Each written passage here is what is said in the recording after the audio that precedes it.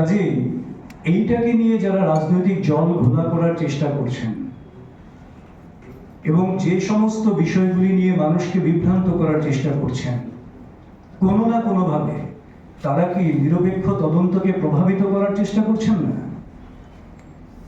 তদন্তের পর যা বেরিয়ে এলো তাতে যদি অসন্তুষ্টি থাকে, তাতে যদি কোনো প্রশ্ন থাকে, সেটা পরে করা যেতে পারে, কিন্তু তদন্ত চলাকালীন সময়ে নিজেদের মতন করে ঘটনাক্রমকে ব্যাখ্যা করা, নিজেদের মতন করে বিভ্রান্তি ছড়ানো এবং আমাদের মনে হয়েছে মনে হওয়ার কোনো জায়গা নেই। যেটা হয়েছে তো হয়েছে, আর কি হয়েছে সেটা একমাত্র সম্পূর্ণ তদন্তের পরেই বেরোবে।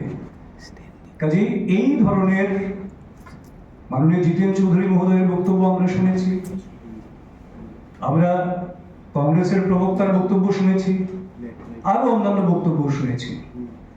আমাদের একটাই স্পষ্ট বক্তব্য যে নিরপেক্ষ তদন্তের জন্য সেখানে যারা যারা এই বিষয়ে ভূমিকা পালন করতে পারেন, সহায়ক হতে পারেন, তারা সেখানে সাহায্য করুন।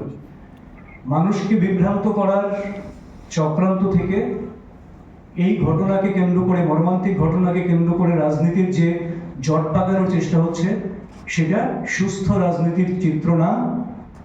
এতে করে রাজনৈতিক অঙ্গনে সেই আগের যে কলুষিত ছায়া, সেটারই প্রতিফলন দেখা যায়।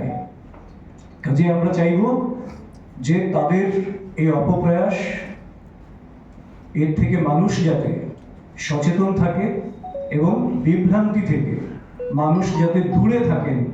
আর যাদের যাদের সম্ভব, কারণ এখানে অনেকগুলি ঘটনাক্রম আপনারা জানেন, আপনাদের মাধ্যমে আমরা জানি, আজকেও যেটা বলা হয়েছে বারবার, ইতিমধ্যেই একজন কাউকে অ্যারেস্টও করা হয়েছে তার সঙ্গে সংশ্লিষ্ট।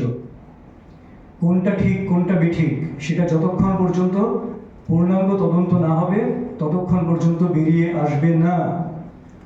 কাজেই ততক্ষণ পর্যন্ত বিভ্রান্ত করার রাজনীতি এবং এই মর্মান্তিক ঘটনাকে রাজনৈতিক অঙ্গনে নিয়ে আসা, এই যে মানসিকতা, এই মানসিকতাকে আমরা ধিক্কার জানাই।